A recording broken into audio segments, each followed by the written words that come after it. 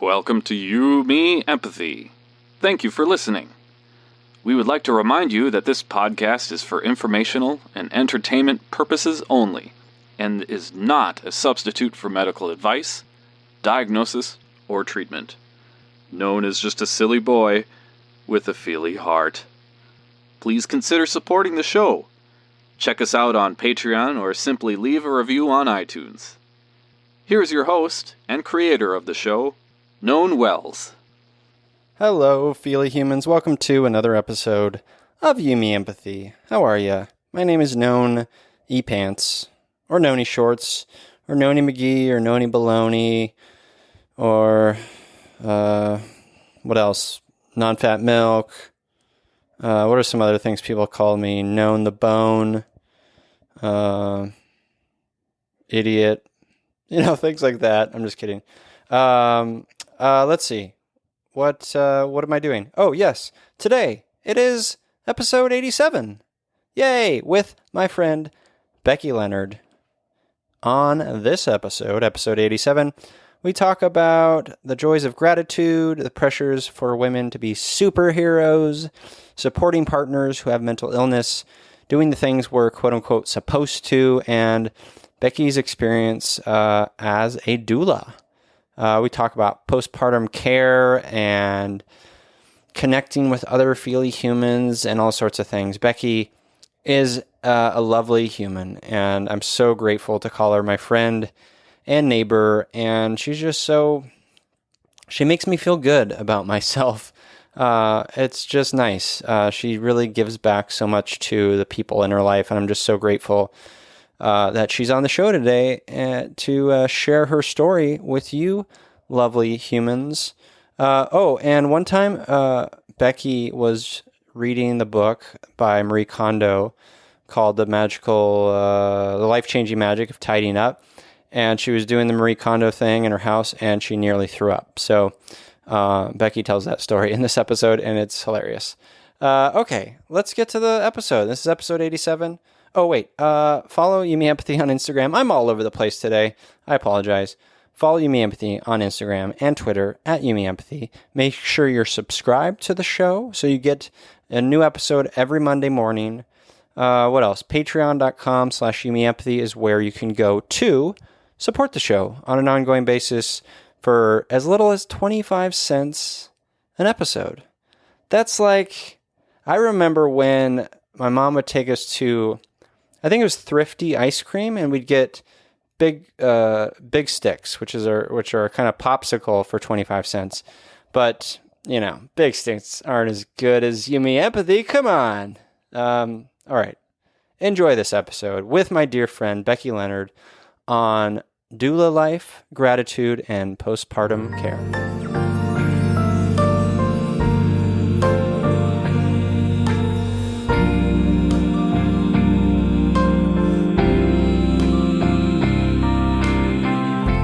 You and me, empathy, la la la, la la la la. You, me, empathy, yeah, la la la. Welcome to You, Me, Empathy, a podcast about exploring the struggles we face in our day-to-day lives as humans trying to get by on this wondrous and overwhelming pale blue dot. The intent of You, Me, Empathy is to talk openly, without judgment, about our neuroses, our mental illnesses, our shared anxieties and worries, to create a dialogue that is vulnerable and deeply human and empathetic, and to share that dialogue with others to inspire emotional and cognitive collaboration and insight so we can, hand in hand, break down the stigma that make us feel shame and guilt for struggling, for feeling our feelings, for being feely humans. You, Me, Empathy is a safe, friendly space designed to inspire the beauty in each of us.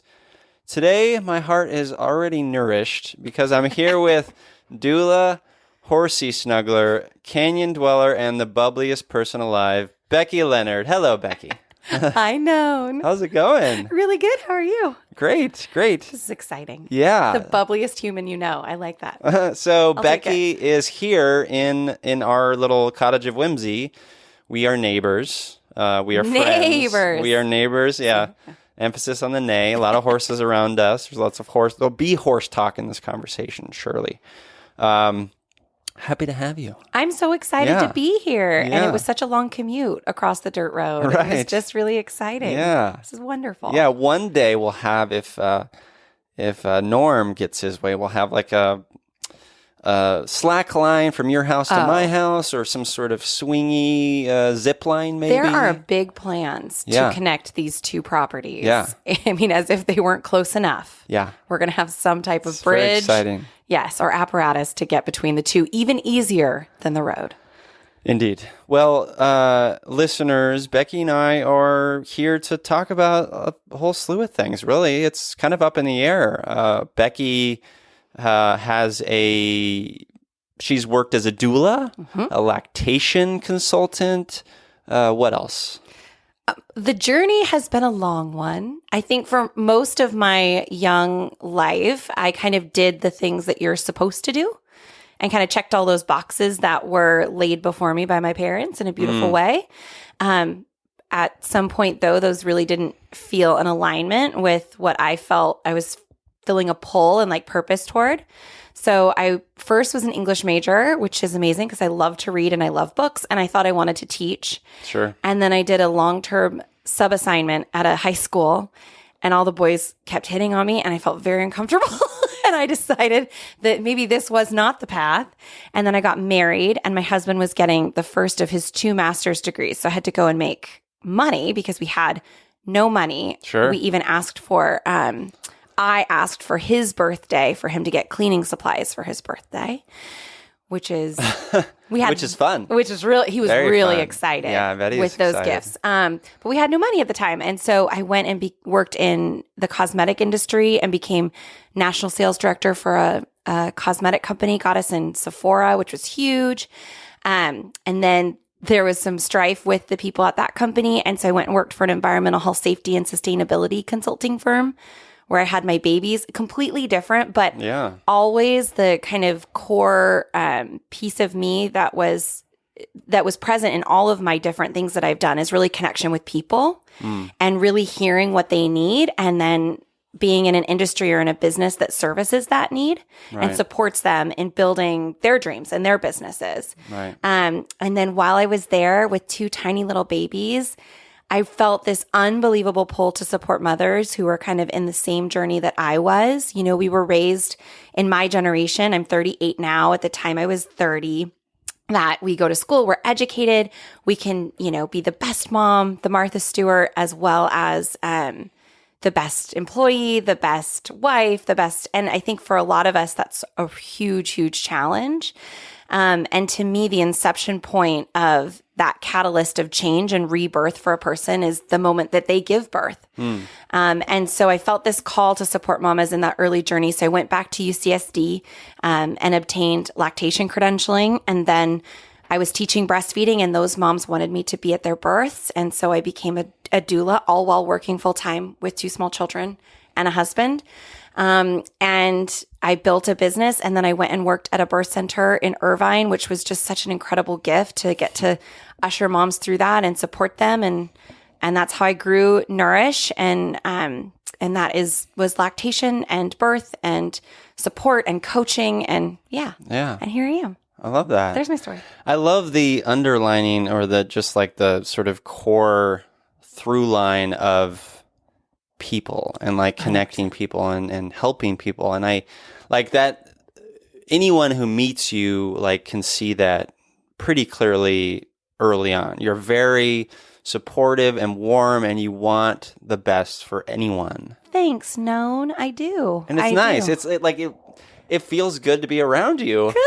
Like I think I'll tell you this, my mental health needs it. I know. Yeah. And it's funny. We need people like that, We not do. just Becky Leonard. We need Right. people like that. Right. And I think it's been really special for me because I think at the end of the day, for me, we're all just people.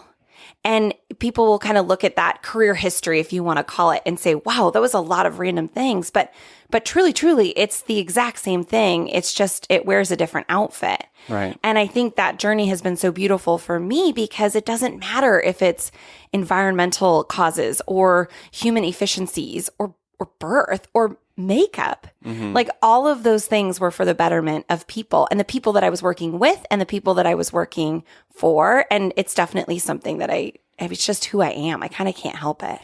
So I want to explore that. Where do Yeah. you think, so one of the questions I always ask of guests is like, give me some seminal moments from your sort of life that speak to who you are today. And maybe you've already covered those briefly in your sort of work journey, but I want to explore this thing that's part of you. You just Sure. said it's part of your personality to want to help people and connect people. Where do you think that comes from? So my mom would tell you that I came out of the womb talking. So when I was born, It's terrifying. it's hilarious. Hello, I am a baby.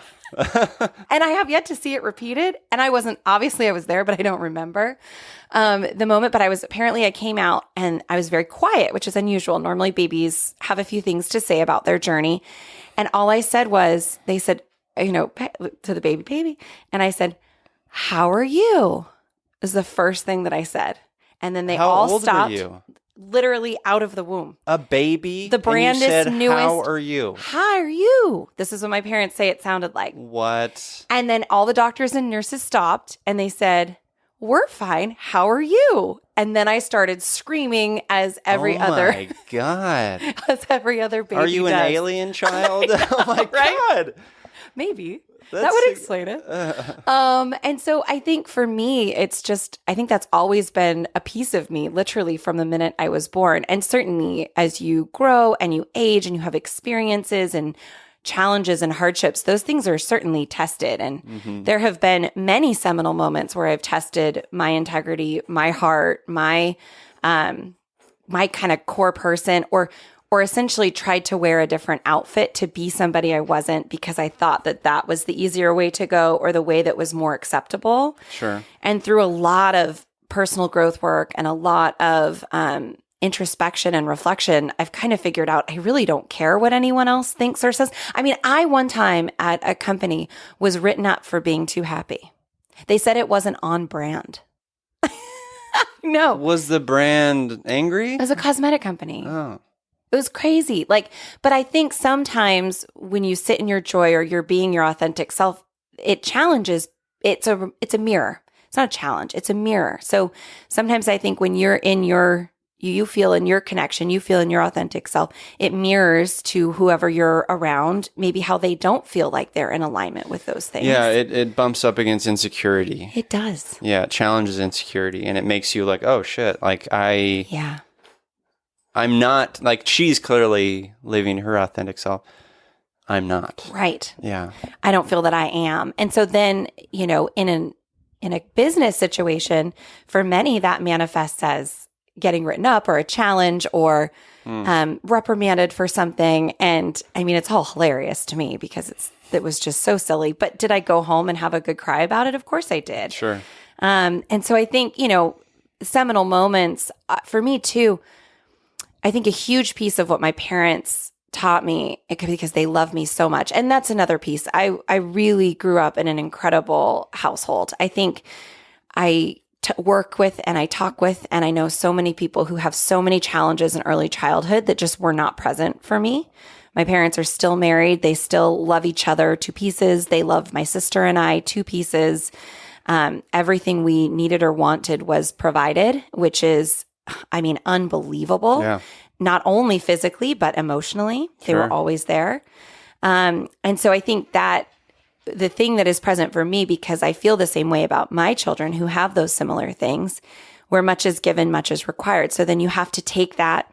You don't have to, but it's a pretty amazing thing in life when you can take that foundation and then you can give back in any way, or you can share in any way, or you can be present in any way with other people, because I don't have those things. So then I have to build off of that foundation and platform. It's like you're witnessing this and experiencing this abundance. Yeah. And you want that abundance for others? You do. Yeah. Well, or you just, It's more like if I were to just sit on the couch all day and do nothing, then what was that abundance for? When I Sure. see people who are so close to me and who I love so much, who have literally gone against everything that society would expect them to attempt to grow and learn and heal, Right. especially my husband. I mean, Yeah. we are very, we are so connected. We are so perfect for each other. And we could not have started out in a more opposite Right. situation. And so he's always my greatest teacher too, of like, he's constantly pushing and striving, and it's amazing. And not just striving in that way, but like, he's just such an amazing, amazing human. Even in spite of all of the things that he's experienced in his life. So then it's like, well, without those things, how do you raise an interesting person? Isn't that like Joe Rogan's thing? I don't know. He says this thing about his kids, like every interesting person he knows had a really hard childhood. And he's like, my kids have everything. Their life is so boring. How do I raise interesting kids? My husband always likes quoting that. He's like, how are our kids going to be interesting? Like, I think they're going to be pretty good, but. Yeah, I mean, I hear that. You hear that a lot. You hear Yeah. that with comedians a lot. Yeah, and he's a comedian. Yeah, so there you go. and I don't buy it. Yeah. Right. Like I don't either. I mean, obviously, I had a rough childhood in a number of ways, and but Jessica didn't really. Right. You know, she had her parents are beautiful and lovely, and but it's just about the human experiences and the choices you make, and it's not. I don't know. I just feel like we put too much pressure on ourselves we place a lot of importance on our childhood experiences. And I think they speak to who we are, but I think we also need to, like, I'm learning this for myself, take them, find value in them, but also move on from them and also create other value. Right? Because then we can get stuck and we get stuck in this idea that like, oh, we have to be like this tortured soul to like create meaning. It's true. Which is stupid. So it's kind of funny that you say that. There's this piece of all of that that's a little bit of survivor's guilt. So, when you have, in anything in life, I have 2 healthy kids. And I have friends who have children that have a lot of challenges. I've had clients whose babies have passed away. And there's this moment of like, oh my gosh, like I guess that's not my journey. And you have this weird survivor's guilt. It's the same thing with having a really blessed childhood where it's almost really interesting. And that's not to say everything was sunshine and rainbows. Like certainly there were things that created challenges and strife, but at the same time, when that baseline is more on the abundance end, you have this weird survivor's guilt around it. And yeah, that's interesting. Did you ever struggle with anxiety or depression or anything like that? No, I mean, at points in my life, those things have definitely been present. That said, having so many people in my life that have clinical anxiety and depression, I would never have classified it in that way. Right. I don't think that that's a piece that I've had to have. That said, I think if you even haven't had the clinical side of it, everybody's experiences it. I mean, Sure. we have daily anxieties, and gosh, this winter has been horrible. I was talking to a mutual friend of ours the other night, and we were saying how this season of all of the rain and all of the not being able to do any of the things you love, being cold. I live in a magical treehouse that has no heat. Right. And so it's freezing. Yeah. And so just being cold all the time and your motivation goes down. I've definitely felt lower than other seasons of the similar time. Totally. I think the biggest piece for me that has been probably the struggle is allowing my light to shine, essentially. Oftentimes I have a tendency to dim it so that it makes others feel more comfortable, or I perceive that it makes others feel more comfortable, though I don't know that that's true. And so I think that's my little internal struggle of playing small, of dimming the light, of just trying to kind of fly under the radar when really it's a huge gift and it's an incredible thing to shine. And so I think that's probably when you look at things through childhood and then through early adulthood and through work, it's just allowing that piece to come out. And now that I'm in my later 30s with 2 kids, and I don't know, I don't care. It's great. I'm like, let it shine. Let the freak light shine. That takes work. It does. Though, because we all have those limiting beliefs and that limiting self-talk. Like what do you think, where does the feeling of like, oh, I need to dim it comes from? Like, have you ever experienced, probably not, but like, I know that I go into certain social situations and I am very cognizant of, I mean, I have a lot of social anxiety, so that's a component of it, but I'm very cognizant of how people perceive me, and I don't want to upset anyone, and I don't want to ruffle feathers necessarily. Yeah. But that all comes from a place of like feeling like I don't deserve any of those things. What's going on emotionally, mentally when you're feeling like, oh, I need to dim that? Yeah, I think it's the same thing that you exactly just said. But I think there's been so many people, so many teachers in my life. And by teachers, I mean people who have challenged me to my core. By teachers, I'm not talking about this amazing mentor, although I can look at them that way, which is the positive way to look at them. But people who've broken and shattered my heart. And at the end of the day, what they taught me is it didn't matter if I tried to play into what I thought that they wanted or needed, or what piece of me that I perceived would be the best one to put forward. Because at the end of the day, they were going to make a choice whether they wanted to be in this storyline with me or not. And people can just choose and walk away at any time in your life, or they can choose to stay. Yeah. And it was really powerful when I finally got that piece of it, where it's a choice. And so basically meaning no matter what version or no matter what story I put on them or myself in order to be in conversation and relationship with them, ultimately, every single person gets to choose whether they stay or whether they go. So I might as well just be my authentic self or whatever that feels like in that moment, because it might change from day to day. Yeah.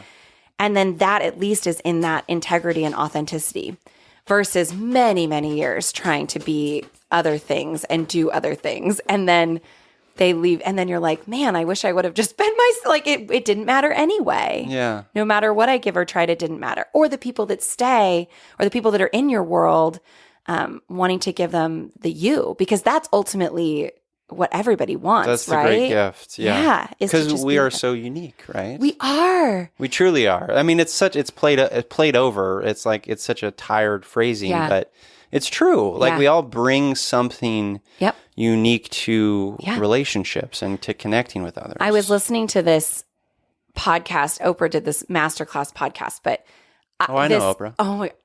Have you heard of her? We're buddies. She's amazing. But I was listening to the other day, and I was in the car, and I just kept going like, yes, yes. And people will feel this way, how they do. But having been at so many births, hundreds and hundreds and hundreds of births, where there's that moment where this baby is born, of course, and it is the baby's story, but it's also the family story. And it's a story of everybody who's there in that moment that it happens. And she was talking about her life and how she came to be through a lot of strife in childhood. She wasn't wanted. Her story is amazing. And she's just saying how it is an absolute miracle that you are here. And I can look at people in the world or in my life and I'm like, really? They're a miracle?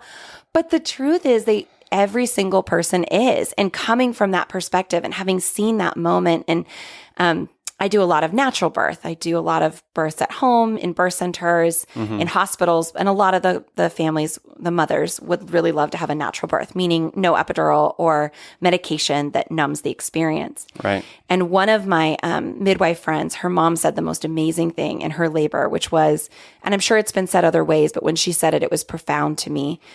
She said, you really meet your true essence in that moment of giving birth, because your brain has to stop.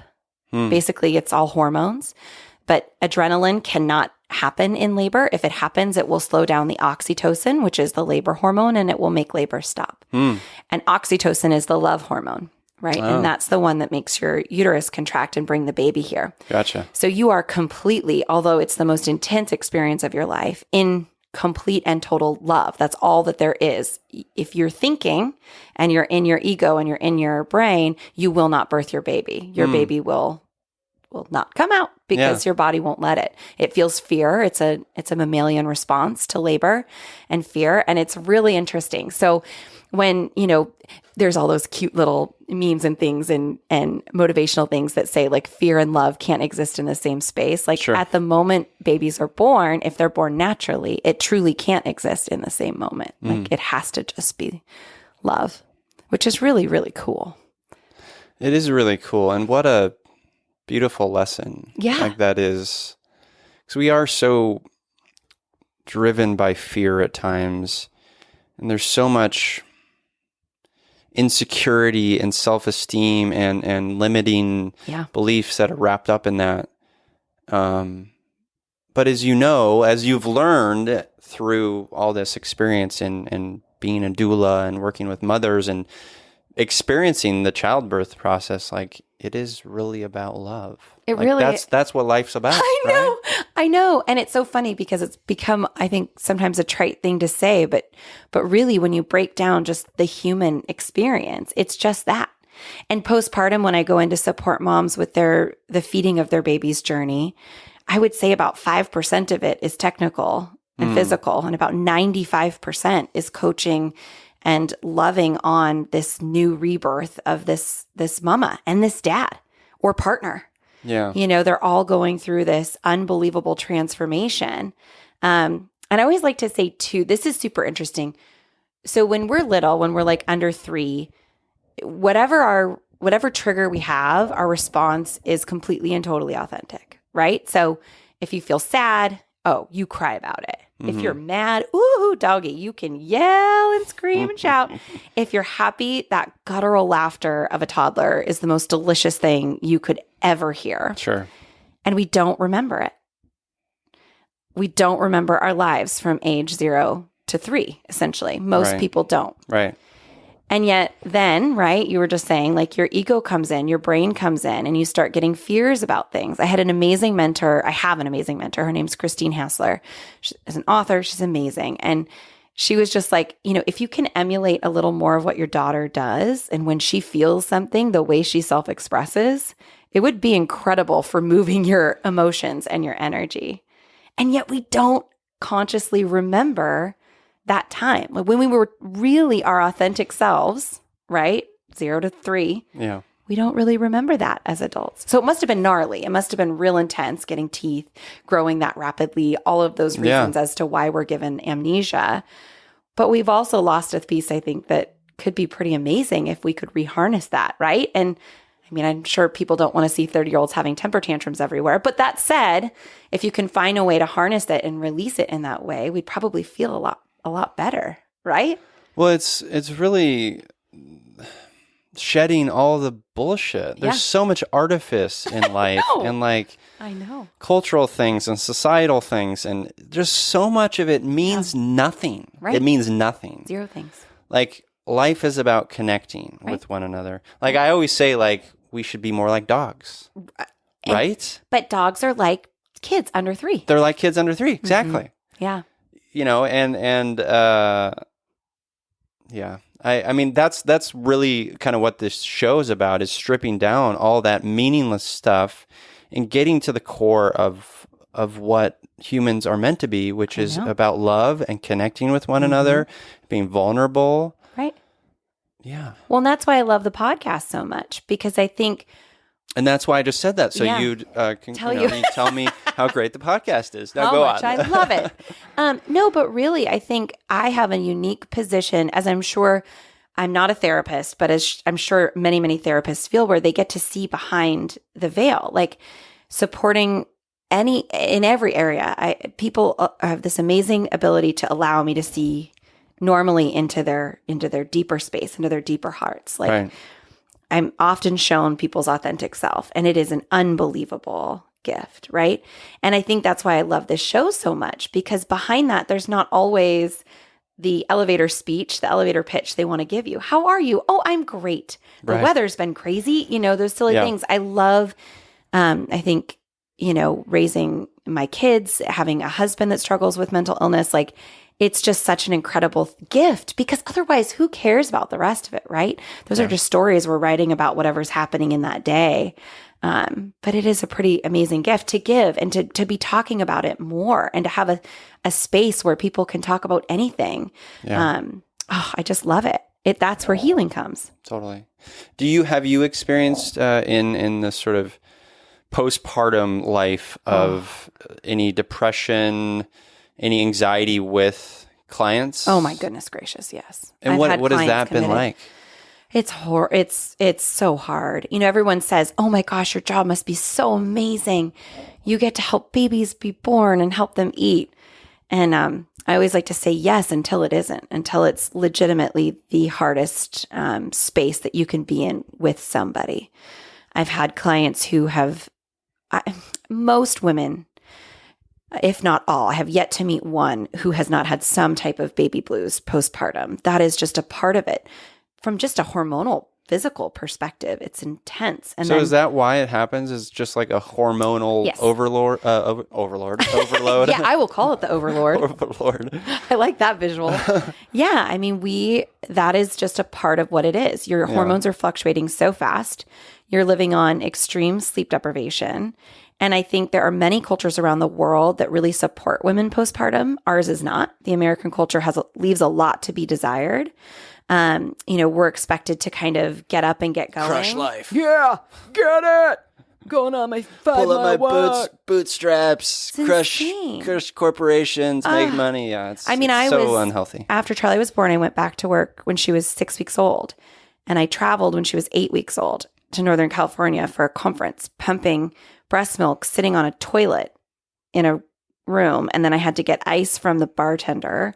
And then my sister, who happened to live close by, came and picked up the milk because I had nowhere to put it. So it's like what we do. I mean, I was still, right? Like that's shitty. Oh, it's insane. It's absolutely insane. And my story is not unique.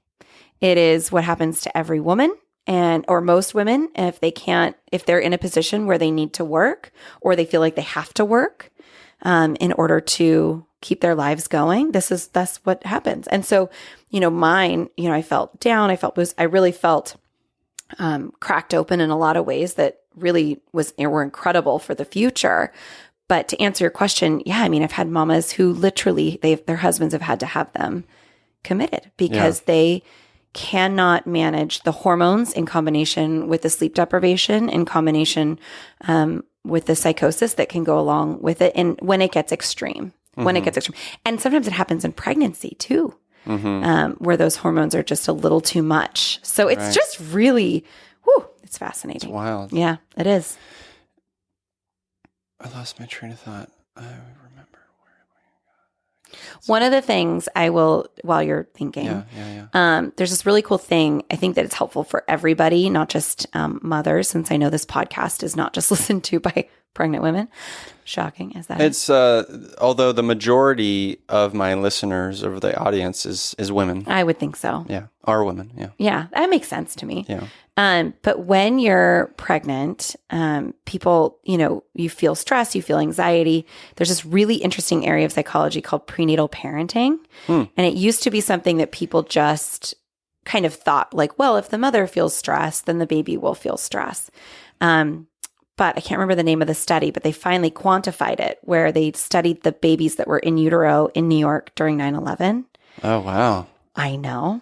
And then they followed them for a decade, and they finished the report. And I don't know if they're still following them, but in 2011, and then they, took a couple of years to analyze everything. But essentially the instances of emotional, behavioral, physical disorders in those children were statistically way more significant than the rest of the country. Wild. So it's really interesting because when you feel stress, when you feel fear, your body sends peptides to the baby that says, "Oh, we're scared, we're fearful, And so one of the ways that we coach women prenatally is to put their hand on their belly, take those slow, deep breaths. We are, of course, honor the event that happened, honor the thing that was triggering. One hand on heart, one hand on belly, take those big, deep breaths and make the baby feel safe. And essentially it replaces those peptides, and the baby is bathed in more love and they feel less fear. and that could Wow. potentially have a better effect on their psyche later in life. But I think that the analogy is so beautiful just for people, because that is how if we parented ourselves the way that I think effective parents parent their children, a lot of this would go away, right? Right. If every time you had that trigger, you had one hand on your belly and one hand on your heart, and you replaced it with affirmation and love, if every time that happened, I mean, my goodness, right? Like the space would be so much more neutral, more loving than more of that anxiety and fear. Yeah. No, I like that a lot. It's interesting. So you mentioned I want to explore a little bit the pressure of women to be all of the things. Right. Like in your work, like, I mean, obviously you experience it yourself. Like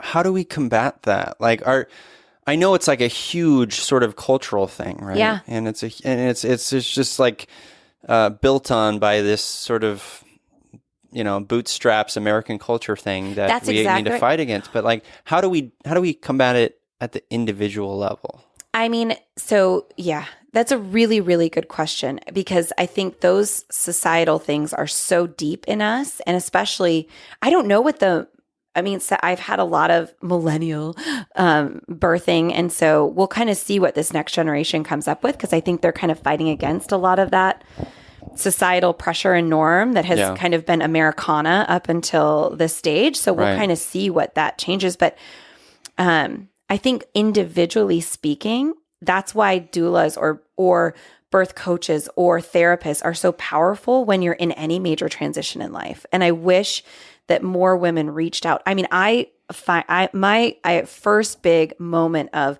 holy moly, I thought it was my job, but where I really was like, I need to do some introspection, was when Charlie was 6 months old. That I was like, going back so soon after, I was like, this cannot be the rest of my life. Like, I thought it was my job, you know, but ultimately it was some core beliefs that I was playing into that weren't serving my greater good. So I think if we as humans can support women, everyone wants to buy the baby all the cute things and focus on the baby. But my favorite moments of postpartum visits is just being with the mom. Everyone says you must love babies. They're fine. They're just, they're babies. Yeah. Of course you love them. Who doesn't love a baby? Who doesn't love a baby? Unless they're ugly. And some are, let's be honest. But no, just kidding. They're cute in their own way. But really it's the mother who's in that moment of like, and the dad or the partner, this is, or for mothers who don't have partners who've chosen to have babies, alone. It's really cool because I've been able to work with families of every single combination of how this baby got here, which is just amazing. And at the end of the day, it's all the exact same thing, which is also super cool. Every culture, I've had, LGBT families. I've had, everybody. Yeah. It's the coolest thing. Yeah. And so all of it's the same. But I think if we could encourage women to get that support, either by people they know and love or hiring that support, that is for somebody to just hold their hand and love them. And it can't just be the partner. Right. That or the family. They are not qualified to do it in that way because they're personally invested in the outcome. And they might come in with personal judgments or stories about how the person used to do this in their life or used to do that. So it needs to be a doula or a therapist, I think so. Life coach, someone like that, I think third so. party. A third party that really can support them in that emotional shift and change and process. Or maybe it's a podcast that they listen to. Maybe it's just us changing that this is hard and challenging. Maybe it's that simple that yes, this doesn't need to, you don't need to be Instagram perfect on your first day postpartum. You don't need to have a hair and makeup team at your delivery unless that's what you want, unless that's what makes you feel empowered, right? Right. I think you should do it however you want to do it, but supporting that piece. And then I think, culturally that's a whole different ballgame. But it's this amazing thing came to me years ago. I thought, it was like this huge download. And it was like, if we could change the way women feel when they give birth, if they just feel so loved and cherished and empowered and surrounded with everything that they need in that moment, and that's what that baby and mother were birthed into, we would change the world. If that moment could change, that would just be a ripple that we couldn't hold back, right? And is that space only happening now with more of the stuff that you're doing, like with doulas and stuff? Like, I don't know. Is it not happening in hospitals? No, or gosh. Does it... Well, it's not just the hospitals. And I love hospitals. I love nurses. I think they all go into that field to love and to support. I think, not to get too far down the rabbit hole, there's some amazing documentaries about this, but a lot of it just comes that everything in our world has a process and becomes very dehumanizing. Right. So it's very much like, oh, great, you're pregnant. Here's the things you read. Here's the things you do. But there's not really checking in on that individual person's journey. Yeah. I like the word dehumanizing because it does, like, from what I've experienced, obviously I'm not a woman, but I've been there for births. Yeah. And it feels very, you got to check these boxes because there's this sort of system that's been in place for millennia. Right. And this is how we do it because also there's huge liability. That's a and huge that's P. Oh my gosh. hanging over it all. Yep. And that, I think, over time erodes the caretakers, the care providers, joy. Right. And their passion because they're, it's almost like, not to tie this back to the beginning of the podcast, but when I was written up for being too happy, I think sometimes nurses are judged for giving, for not being as efficient as they could or spending too much time. Or like I run into this all the time in the hospital where the nurses will literally get in trouble from the OB if they call too early or too late. So they're under this incredible pressure as that baby is being born, and they're very, very anxious because they're trying to make the call of when to call the physician to come in. Because if they get there too soon, they're mad because they don't want to be there that long. And if they get there too late, they're mad because it was like, you didn't call me in time. So there's this, again, not to get, but it's really challenging. And then that's the way the woman feels when the baby is being born, right? Is this anxiety and adrenaline from the team around her. So I think having people, it could be a friend or it could be a family member, but just to hold that space for her in that moment, I think that's what anybody who's called toward birth work, that's the calling that we feel, is that wanting to just hold that space for that woman to feel whatever she is in that moment, and that baby to have a gentle entrance without a lot of that anxiety. And that can be accomplished in the hospital too. Yeah. It doesn't just have to be outside of the hospital. I've been in empowered cesarean births where the mama wanted a scheduled cesarean. That's how she felt her baby should be born. And I think that's beautiful. And I think that's wonderful. And she had me there to help hold that mental, emotional space for her as she was welcoming her baby. So when cool. You're in that situation and you're in a hospital, are you trying to kind of keep at bay maybe the forces of pressure and the stress that maybe come from the schedule I stuff? think that's what a lot of doulas and a lot of birth workers look at it as. I look at it more like shining my light on everybody that comes in. So I have this overwhelming gratitude for every single person. Like, when was the last time that intake person was thanked for their job? When was the last time the person from nutrition coming in, like, given a hug and saying, like, you're a huge part of this, like, thank you for being here? They never are. There's no gratitude. There's so much entitlement.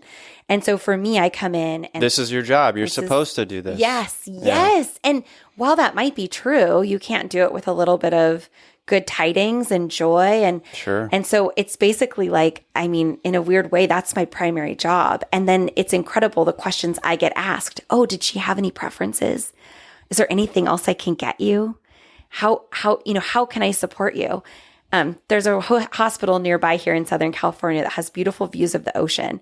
And then some views don't. Some of the rooms don't. Okay. I can't tell you how many times I've been moved from a non-view room to a view room just because the nurse thought it was me that was there. Nice. Because that's what people are craving, is that connection. And then all of a sudden when it is about making sure their birth plan is being followed and of course their wishes being, but in terms of keeping it at bay, to me, that feels like a very negative energy, ooh, and that's how a lot come in, and they get a really bad name for the profession because they come in kind of fighting. Whereas I come in with overwhelming love and gratitude. I mean, if I see an OB outside, I will catcall, hi, not catcall, but I'll hoot, hey, and they just look so stunned, and I give them a huge hug. And I think for me, that's what's made it, so effective and magical. It's just me being me in that space. And then my families get the ultimate best care. And that's what I try to teach other new doulas. Like, of course, I know you're trying to like beat the system, but what if we like loved the system and figured out ways through it and have, you know, kind of appeal to the core of why they started that job in the first place. I know that's a lot to accomplish when a person's having a baby, but to me, it's just a huge piece of it. It's pretty cool. And that's why, you know, OBs and hospitals will recommend certain doulas and not others because of that energy. I think that's such a amazing, beautiful lesson for all of us in that as humans, we go into situations where we come with, I need to fight, or we come with this idea that, you know, I'm going to be met with resistance, or we do this all the time. I know. And what a beautiful thing that you can go and say, I'm going to be light. Yes. I'm going to be grateful for this experience. Yes. I am going to show everyone around me that they deserve love and that they deserve to be here and they're valued for their place. Like, that core seems like a core part of you. It is. And like, so when I was saying how like service of people has kind of led me through each job, that's how I came to the engineers at JPL when I was working for the environmental company. You know, it's the same energy. I once had this incredible experience. My daughter, I got a brand new iPhone, and we all know how expensive those are. And she dropped it and it shattered. The whole thing shattered. And I had this moment where we were at her school and I screamed because, hello, it broke. Sure.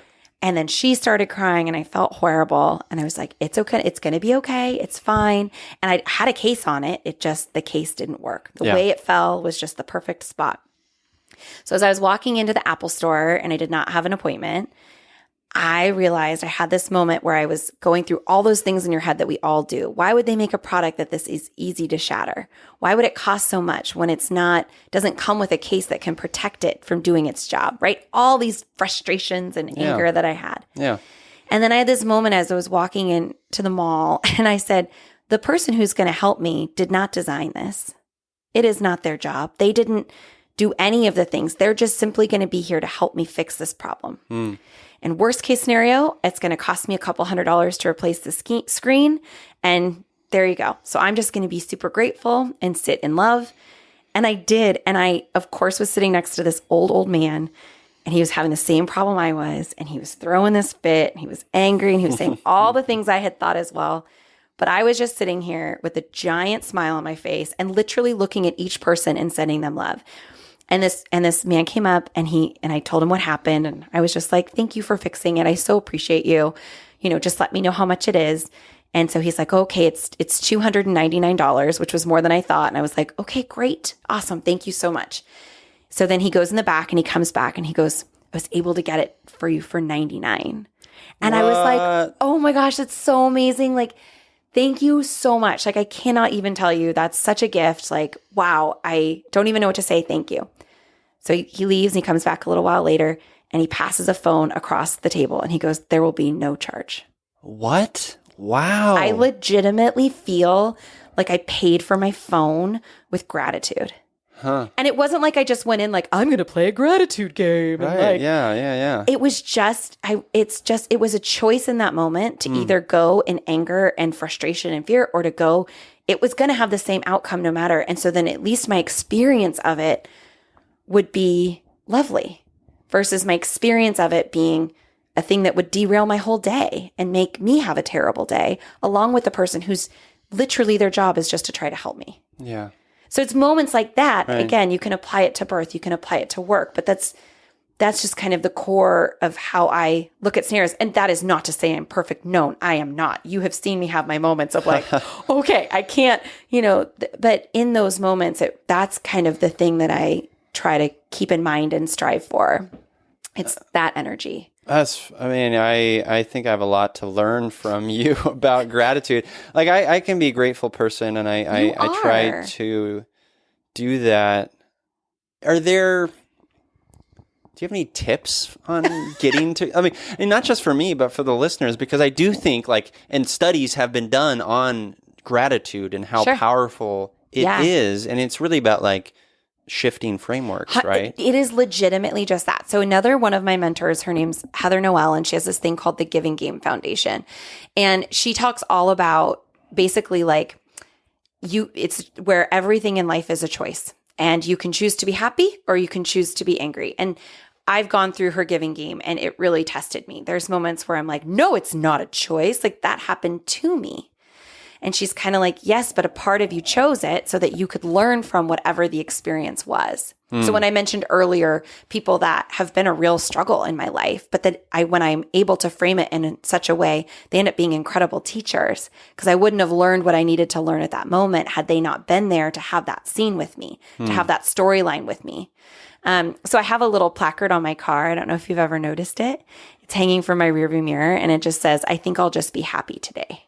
So that's one of my reminders every day of it is a choice to either come, and my goodness, there are things external that happen where it does not feel like a choice in that moment. And our lives definitely have those spaces. But in terms of tips, that's what I try to do, is remember it every day. And I think working with new families and seeing the through points too, of just like the human experience and human nature, you really do start to see that it is in those moments just a choice. And you can either, and you'll see it in everybody. You're like, oh, they're really choosing to play out that scene. And maybe they need it in that moment. Maybe it's serving something for them in a different way. And I honor that experience too.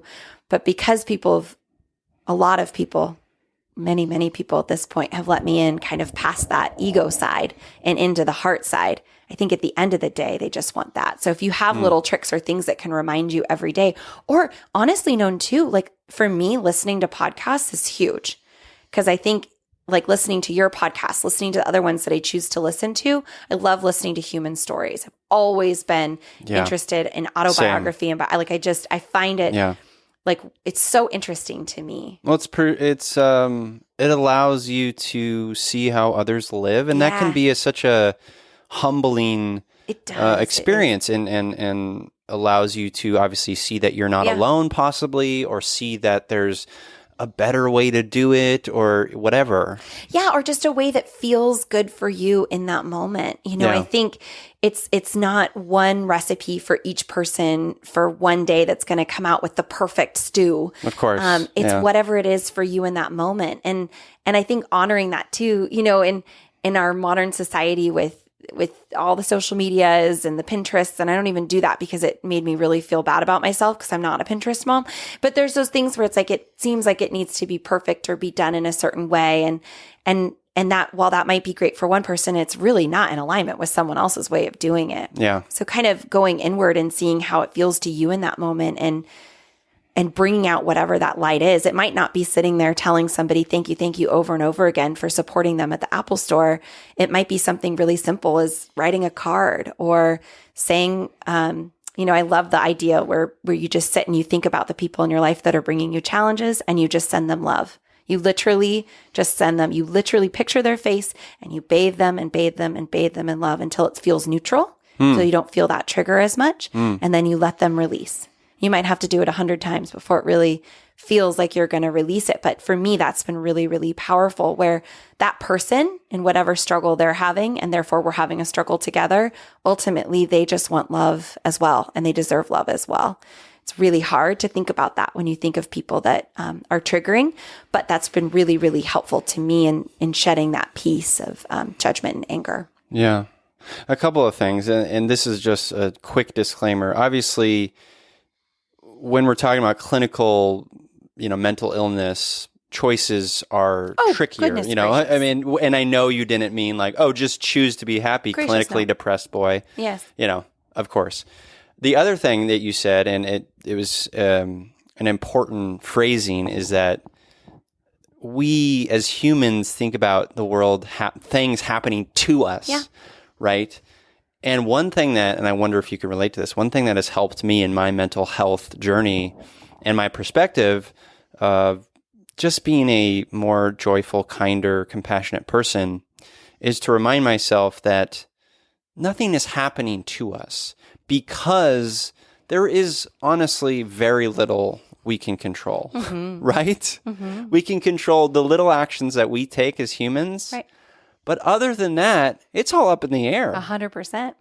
Well, and I think when you put it in a perspective of things happening to us, we immediately go into a victim space. Defense mode. And that is... put up our walls. Yeah. And then we're not going to, it is, I don't know if it's possible, but it feels impossible to grow from that space. It's a very reactive space versus proactive space. And, and to speak on what you said about the clinical anxiety and depression and mental illness, I say it because those are the things that work for me. Yes. That said, I have many, many, many family members, including my husband, that struggles with it. And I think what's cool about it is that what works for me just basically shines a light for him and encourages him to do what works for him. It's not a matter of like things just being a choice. In fact, we had a really funny family story with that where my mom, who's an internal optimist, told someone to point their feet in the direction of happiness when they were having a very big mental health crisis. Yeah. So we always laugh because we're like, oh, you mean her feet were facing north and she just needed to be west? Oh my gosh, was it that easy? So certainly no, and definitely not to put it in that framework. That said, I think a huge piece of it can be figuring out what that is for you and what those choices are for you in that day-to-day space and time. Yeah. And making those. And whether that's reaching out for more therapy, reaching out for more help, listening to podcasts, being around people that support you and will listen to you and don't play down what you're feeling and what you're going through, really doulaing you. I laugh. I'm like, you can doula anybody through life. It doesn't just have to be for birth. Yeah. It's just really having those people in your life that are just going to love you for the space that you're in and encourage you from that space. So anyway. Yeah. I mean, it sounds like you're probably a great partner to... I mean, I know you're a great partner to Norm, Thanks, but Norm struggling with mental illness, you know, like I think I want to talk a little bit about actually being partners to or married to people, you know, in relationships with people with depression, with anxiety, with mental illness. I think because not like I know that like for me, I have clinical depression and anxiety. Jessica doesn't. Right. And we've learned to operate in that space, and she's learned to, and it hasn't always been easy. Sure. No. You know, and she's learned to like, you know, say certain things or support me in ways that I really need to and see me. Right. What has that been like for you? And have there been sort of, can you shed some light on maybe some stumbling blocks along the way? And tell me if I go on too long. This has been such a profound journey for me. Oh, no, I want to hear it. I think it's really important. It's huge. And I think we've been married. It'll be 15 years in April. And we, for many, many, many years, I think without me being aware, I was trying to just make it better. Like kind of use all of the things that I've said work for me onto him. Right. And I created this weird codependency where anytime he would start to express or feel feelings, it's almost like I would do a little Irish jig dance in front of him to be like, no, you're fine. Let's do this. Great. Do you need more time? Do you need more space? Do you need a new creative outlet? Do you want to get another degree? How can I support you? Here, go get a massage. Go do this. And I was constantly, I thought at the time, being very supportive and trying to help him feel better until I hit this point about 3 years ago where I just couldn't do it anymore. I hit a point of exhaustion, and through support of mentors, I realized my piece in it, that I was actually holding him back from healing and hurting myself in the process. And I don't think that Norm would be upset with me sharing this because he's written about his journey as well, but he had a really intense family situation, and it plummeted him into a very, very deep depression. And I think I was trying to make everything okay for our kids and our family and for him. Yeah. And there was this moment where I was doing our daughter's hair in the bathroom, and she looked at me in the mirror, and I was looking at her, and she said, "Mommy, are you afraid of Daddy?" And it brought me to my knees. Wow. I was like, no matter what, kind of what we were talking about earlier, like no matter what I was trying to do to shield myself away from it, they were seeing it too. Yeah. And it was in that moment that I realized this is not working. I need a different plan. And shortly after we went to dinner, and we were sitting at a restaurant with the kids, and Norm says it's the most loving thing anyone's ever said to him, which is the most amazing thing, because in the moment it just seemed like we were just talking. And he asked me a question and I said, you're really not okay. And then he started crying and basically didn't stop crying for about 4 months, like everything. So for me, we sat down and we had this big conversation. And at the time we were living in a house with 4 bedrooms. So the kids had a bedroom, I had a bedroom, and there was a spare bedroom. And I just said to him, I love you enough to let you go. Like, I don't want to let you go. I love you more than life itself, but this is above my pay grade. I don't know how to do this. And I don't think I take full responsibility for, I think, holding you back from healing all these years. Trying to just bathe it in light and positivity, I think stifled that for him for a while. And I said, if you're in a horrible mood, you can go sleep in the other bedroom, like, I'm going to hold into my integrity and my love and my space. And I'm going to allow you to have your experience that I've been holding you back from, which again, like somebody who loves somebody so much, we watched a couple of documentaries, which were really not documentaries. They were comedy shows. It was so helpful to me. One was 3 Mics. The Neil Brennan one. Yes. Yeah. And then the other one was, oh my gosh, it was so funny. I can't remember the name of it. Anyway, I just cried and cried because Norm's like, that's the most accurate description I've heard of how I feel right now. And they were so helpful to me to hear other people talking about mental health, because in my family, we had people that had it, but it was always kind of just like, oh yeah, they do. And that's their issue, or here's how it's affected people. So you don't want to be like that, because you don't want to affect people in a bad way, because you need to be positive and happy and loving. Sure. So that was really powerful for me. And then the most amazing thing is when I changed the way I felt about it and looked at it, at the same time or right after each other, Norm went and found a therapist on his own. He'd gone to a therapist a few years before when I basically just begged him to go. And it was this guy, and I told Norm, like, okay, here's the things I want you to ask him. Like, and the guy said to Norm, there's nothing wrong with you. You're just a dude.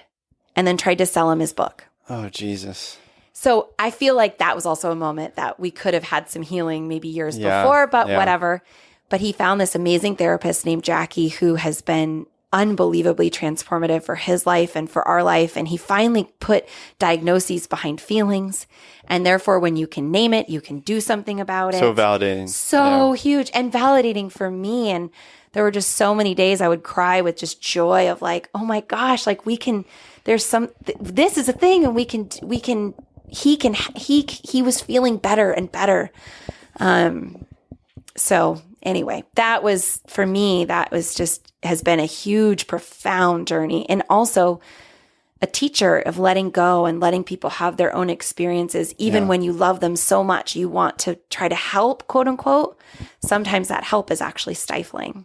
Yeah. No, thank you for sharing that. I think it's a really beautiful lesson in the struggle, or it's hard to accept that the people we love most in the world struggle. Like we'll do anything. We'll do anything it takes. Like, I've been there with my parents and people, and like, not even like clearly out of my mind, like trying to like save a marriage.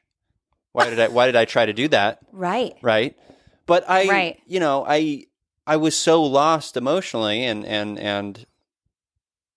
but allowing them to just do whatever they needed. Right. Like I've had many moments like that in my life, but like I think it's the Hope for the Day company. They have like one of their taglines is, "It's okay to not be okay." Yes. And I think that's so important, because there is such a pressure to be okay. Right. In life. And I think what a beautiful place that you've come with Norm. And I'm so grateful to hear that he's found therapy and found help in that, because I know the feeling of depression. It's all consuming. Yes. And there's no light. Right. And I think, for him, it must have been really challenging to have chosen a partner that hits him with a lot of that positivity and light. And I think, he is such an amazing supporter of me and obviously loves my personality and loves who I am. But I'm sure that wasn't helpful in those moments to hit him with that piece, right? Like he needed the space in order to go into that and feel it and uncover it. Hence why when the therapist said something so cool to him, he's like, why can't I stop crying? And she said, what you've accomplished in your life has been from your head. Everything you've done has been from your head, and your heart can't handle it anymore. So you're probably crying the tears you've been trying to cry from the time you were really little, which of course then that just made him cry more. Of course. Yeah. Which is so beautiful. Yeah. Like, so it's been an incredible journey for both of us. And I think you're right. As a mom, I look at our kids and you don't want them to feel certain things. And then there's this, I think that's your natural instinct is to save them from feeling certain things that might be uncomfortable for them. But now we don't come to our kids in that space or way. For me, it's about holding space for them when they're feeling those big emotions, letting them talk through those, ask the bigger questions. And it's okay to not, like you said, to not be okay from the time you're little to the time you're older. And if you allow that, then you can move through it. Otherwise, it's like putting up a dam. Yeah. And then it just stops that flow. Well, it goes back to what you're talking about. We need to allow people to be their authentic selves. Yeah. And authenticity is in the darks and the brights, right? It's all of it. Right. And they're all valid. Right. And they all contribute to our identities. So much so to who we are. And again, all of that is a growing, changing thing. I don't know if you were told this when you were young, but oh, he changed. Oh, she changed. It's like, we're all changing all the time. All the time. All the time. People ask me why are you and Norm still married? How did you do it? And I'm like, you're going to change, and you're either going to allow the person to change and change together, or you're going to change apart, but you're going to change. Just be open to them exploring their life on this pale blue dot. Like you said, it's like we get one big turn around this. You might as well get to have fun with it and explore and experience it. I mean, if we're not changing, we're not growing. It's horrifying. Yeah. Yes, I know. We're just... Ew. Yeah, we don't want that. I'm not a fan. So recently, I'm going to do a big shift here. Okay. Recently... and you don't have to talk about this, but it made me giggle in a way. You were talking about, at one point in your life, doing a Marie Kondo tidying up on your stuff. And you had this moment where you were basically brought to throw up. Or almost, you puked. You actually puked. Yes. As a What's disclaimer. What's going on there? Okay, everyone watching the Marie Kondo Netflix show, that's amazing. More power to you. It's like watching a short film and not reading the novel. Right. Adapted from The Magical Art of Tidying Up. Yes. Right. Yeah. So years ago, one of my mentors said, I was talking about stuff in my space. And she's like, I did this a few years ago, or this couple years ago, and it was pretty magical. And I was like, okay, yeah, I'm going to clean out my closet today. And she goes, no, you need to read the book and actually do the process, because the way Marie Kondo has designed it, and I encourage everybody to do it, it is amazing. But you systematically go through your belongings, and as you hold something, you feel whether it brings you joy or whether it brings you neutrality or whether it frustrates you, and anything other than joy, you let it live onto its next life. And she's so funny because she gives human emotions to things. Yeah. So there's a way to fold your socks so that the socks don't feel worn out and exhausted, so that they're standing up and ready to do their job for you when they're called upon. And then she talks about your mom gave you that purse, but you never really liked it and you wouldn't have purchased it for yourself, but you're holding on to it out of guilt. Would your mom want to know that you feel guilty? That's the only reason you're keeping something is because you feel bad about it. Yeah. Absolutely not. That's not the intention of a gift. Right. And if you give it away, it lends a gift to everybody else. So my husband and I blocked out 4 days to do it, which it takes at least that long. And it starts with your clothing, and there's this whole system. Well, at the end is when you get to the things that are going to be the most emotionally triggering. But by that point, you're exhausted. You've already gone through so much stuff. You're really good. Before you even look at something, you don't have to hold it and ask yourself the question. Before you even look at it. Yeah. But when I got to my jewelry, that's when I had a complete meltdown. And I think I literally was looking at it and I started crying. And then I was like, I'm going to be sick. And I went to the bathroom and I threw up. I was so brought to my knees, exhausted and disgusted by myself. And because it really, I guess maybe in a way of birth too, but it makes you confront all of the pieces of you that are holding on to stuff and things that you don't think. I'm not a hoarder. Yeah. I don't have that issue whatsoever. But that said, we all have a tendency toward that, and we assign emotions to things that are, and so it makes you confront whatever it is and however you assign those emotions to it. Yeah. And so when people say like, "Oh, look at I Marie Kondo'd my drawers," I'm like, you don't even know Marie Kondo. It's a really hard process, and it's a very cathartic one. But man, be ready. If you actually do it, you may not have that response, but you might have that response. I mean, it's so fascinating. Thanks for sharing that. It's really fascinating because I've been thinking about it more, and Jessica had not read the book, but Jessica had started doing some of this stuff a couple of years ago, and we were starting to think about it, and we got rid of a bunch of stuff. And I do think, I mean, maybe this is I do have like a hippie part of me. I do have like a sort of, tree hugger part of me. Like, I do think like there's a connection point between what we're talking about in terms of authenticity and human connection and this stuff. 100%. Right? Yes. Because you have to think our stuff is the external manifestation of our internal stuff. Mm-hmm. Right? Yeah. It is a symbol as to why we're holding on to that and not that. Yeah. Why we're choosing to put that up and not that. And most of us go to home to rest and relax and be around the things that make us feel safe, right? But then you have to confront, why does that make you feel safe? Like, what is the so it's so true. And I think it's just like, it's like going, but here's the thing, you do need someone with you that's supportive of you emotionally. Like when that happened with me, Norm just sat there with me and he's like, it's okay. I love you. Yeah. Right? Because it was like, almost like being at a retreat when you're really confronting some deeper stuff, having that person doing to hold ayahuasca that space. or something. There's that. Yeah. Never done that. But yeah, so I think, she is really on to something about looking at the deeper meaning and surrounding yourself with things that spark joy. I mean, it's exactly what we were talking about earlier with when I walk into a space or with a career perspective of trying to spark joy in people. And if you so we've fallen off the wagon. We moved and we are off the wagon. And I went into my closet and I mean, it literally was like, oh, because we need to do the process again. It's just like anything with mental health, with that stuff. It's an ongoing thing. You don't do it once and you're healed. Yeah.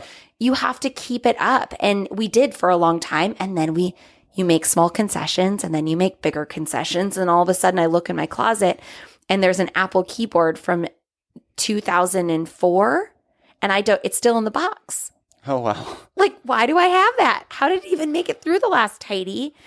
I don't even think it works with my 2019 technology, right? So you will have to redo it, right? It's something that's consistent in life. You have to constantly be focused on it. Not focused on it, but it'll come back. That's for sure. We're like flowers. We need to be tended to. It's 100% always. True. Yeah. Yeah. Yeah.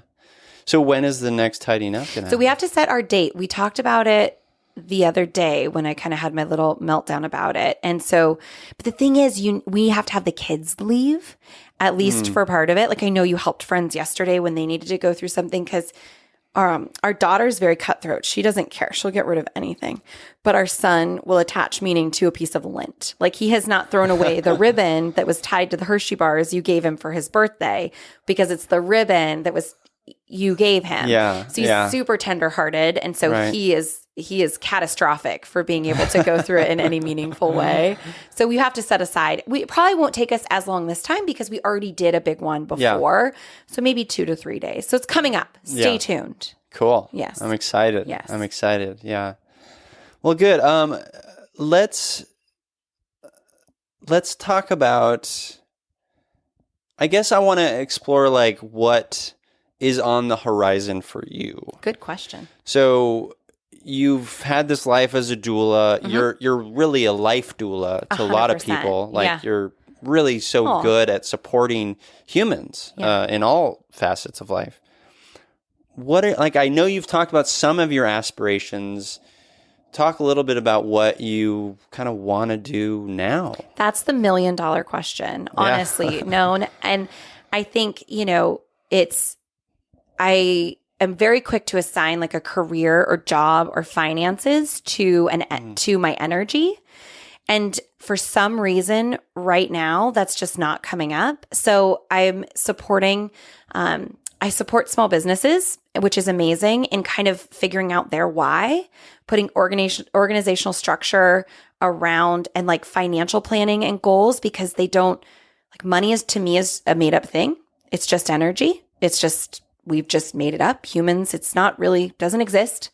One thing isn't more valuable than another. We just say that it is. Right. And kind of helping people to see how that energy can work for them and grow their business in like a heart-centered joy way that serves their end user in the best way possible. And it does miraculous things for their business. So I've been doing a little bit of that. But in terms of like what that looks like for me next, that direction has yet to come up. I'm trying to focus on what is fun. I'm still at the birth center a couple days a week. I love that. But I don't know. I think a lot of big shifts and changes are coming. My husband is actually, out of his depression and his amazing work that he's done came this job that he's wanted for 20 years. And so he's now getting to be creative all the time. That also has meant that he is gone, and his schedule's more unpredictable. Right. So it kind of took me away from doing births, which in one side of my life has been a really sad thing. And then on the other side, it's been a relief to not have to be on call, because that's really personally really hard that at any moment anyone can call you 24/7. Yeah, it's so taxing. Yeah, it's like it is. It's very, and you don't know whether you'll be gone for 6 hours or 56 hours. And anyway, and so there's been gifts in that, but I don't know. I feel like whatever is next is next. And I really am holding that space for myself to really let it come up and come through and come in. And I know whatever it is will be amazing. It could be a million different things. That's what's so exciting. People are like, aren't you scared? I'm like, no, because I feel like, why would I be afraid? I could go get a job anytime I want to. Like if I needed to. Yeah. I could go find a job working for anybody. But I really want to hold that space for the things that I feel really lit up and passionate about, and that could really use my unique perspective. Like that's exciting to me. Nice. Yeah. That's very exciting. So that's what's next. Cool. I don't know. Well, let's talk about Empathy Heroes. Yes. So I will go first. Okay. This is the part of the show, listeners, where each of the guests and I, we list an empathy hero. This is someone in our lives, living or dead, someone we know personally, even characters from movies or books, someone that is just very empathetic. And I am going to name John Muir as my empathy hero this week. John Muir, as some of you know, is sort of the father of the national parks, and just a naturalist, nature man, and he was an awesome dude. And I'm just gonna read a quote here. He says, quote, when one tugs at a single thing in nature, he finds it attached to the rest of the world. End quote. I love that. That's beautiful. And it's so like, it gets to this thing that I am trying to achieve with this show, is like, we're all connected. Yep. It's all of us in this thing together. There's no infighting. There's no competition. We're all together in this emotionally, and to achieve that in the best possible way, we need to be vulnerable. We need to be open with our hearts. We need to lead with our hearts. We need to abandon the artifice and let go and embrace gratitude and love. And so, I just love that quote from John Muir. It's beautiful. We have friends who have a nephew named Muir. Oh, nice. Yeah. That's lovely. And I mean, that's what's so cool about nature though, right? Like nature is like a toddler. Like it is who it is. It's what it wants to be in that moment. It's showing you how it's feeling. Like it's why it's so, like, when you're in it, it's so, for me, it's so grounding, and it so brings me back to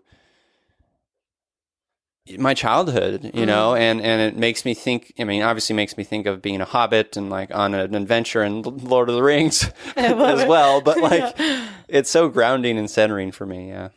It is. It's interesting too. Living in the canyon, we've had fires and floods, and people ask me like, "Oh gosh, are you regretting moving there?" And I'm like, "Not for one second." Like, I feel so connected to the earth, and certainly that comes with stress some days. But I wouldn't trade it, because it's Not at also all. like, do you know the majesty of water? Yeah. You know, like, do Yeah. you know how powerful a pebble is in a creek? And like it really makes you lose all of the stuff that's external and really focus on the things that are right in front of us. Well, I it mean, it's challenges also beautiful. the ego. Yeah.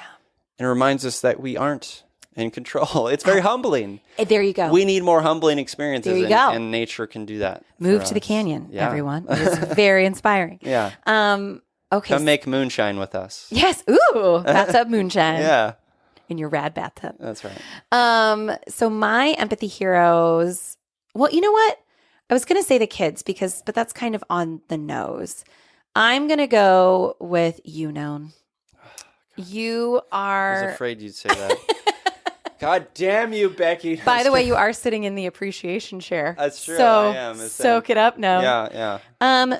But I really honor your courage to create a space where you allow people to show that inner part that is, in our day and age, challenging to show. And you make people feel so loved and so safe that it brings out that piece that is that humanness, but that is like uniquely them, that is like the miracle of them. And whether that is struggling, whether that is soaring, whether that is exhausted or energetic, like that is just to look at the humanness of it and to shed light on things that are innately human, shows that you have like the most empathy of anybody I know. So you, Mr. Known, are my empathy hero. And I'm so grateful that my kids get to learn that from you. It is so that's so rad nice. that they get to see that in a man being so heart-centered. It is a huge gift to our whole family. So thank you. Oh, thanks. That makes me happy.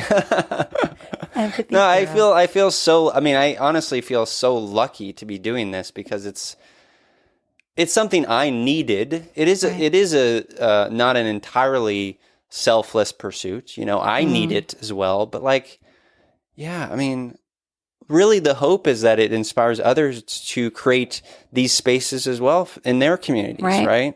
Right. You know? And like I said, you know, just name it and be there. And it's amazing to be like it's inspiring. Like, why else would you want to be It's the best feeling ever. ever? Yeah. I agree. Yeah. I agree. Let's just go sit in a coffee shop and look at people with empathy. Yeah. Oh my gosh.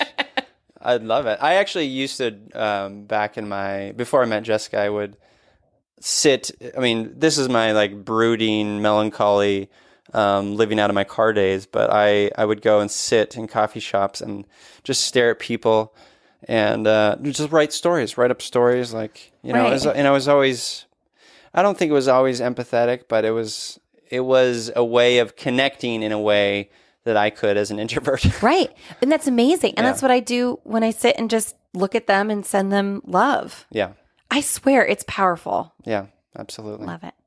Well, where can people connect with you, Becky? Well, I have my doula website, which is nourish-baby.com. And then on Instagram, that's probably where, from like a social media perspective, I spend the most time. And it's just at nourishbaby. And that's it. Well, those links, listeners, are in the show notes for this episode. Thank you, Becky, for being on You Me Empathy and for being here in the canyon cave of empathy. Thank you, No. Thanks for having me. And thanks for moving to the Canyon Cave. Oh, well, we wouldn't have made that happen if it weren't for you, probably. Oh. Yeah, you were integral in that process. So. It's the best. Yeah. Well, listeners, I'm here, you're here. We're here together on this wayward, overwhelming, awe-inspiring pale blue dot. We have each other. It's You Me Empathy.